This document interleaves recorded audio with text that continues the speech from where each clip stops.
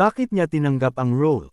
Ang mahalaga may takeaway ka kasi kung hindi, you're not giving yourself the audience that favor of learning something what they watch.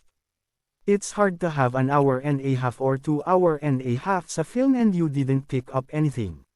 So, for me, it's my responsibility and obligation to make sure na maganda ang role mo sa bawat output. Ibinahagi ni Piolo sa isa pang panayam na nagpakumbaba lang siya na mabigyan ng ganoong kabuluhang papel at isang malaking proyekto.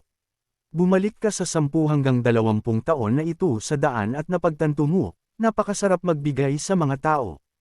Ang ensemble cast, director at team sa likod ng Manila's Finest, sa look test at table reading. Present din sa event ang MVP Group at Media Quest Chairman Manuel V. Pangilinan. Mga larawan mula sa MQuest Ventures Instagram page. Nakaramdam din siya ng overwhelm ng ensemble cast na kasama niya sa pelikula. Ang iba pang miyembro ng cast ay sina Enrique Hill, Kiko Estrada, Cedric Juan, Romnick Sarmenta, Joey Marquez, Dylan Minor, Ethan David, Soliman Cruz, Ariel Rivera at Paulo Angeles. Kasama nila sina Ashtyne Olvega, Rica Peralejo Bonifacio, Jasmine Curtis Smith, Inday Fatima at Pearl Gonzalez. I'm a big fan of these guys.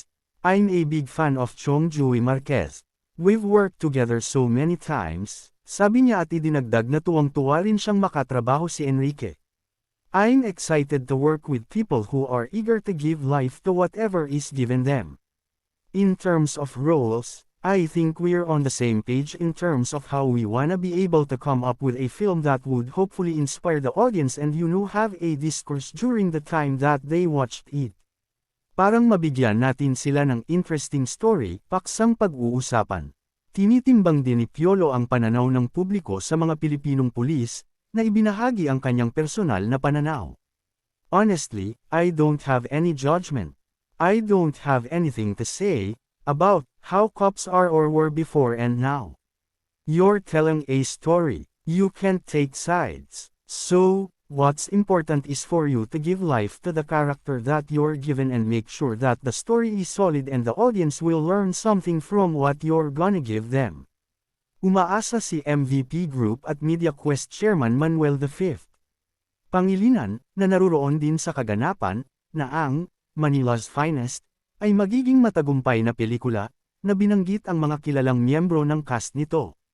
It's an absolutely wonderful cast, so much talent in the Philippine cinema and it's not a subject matter that's easy to treat.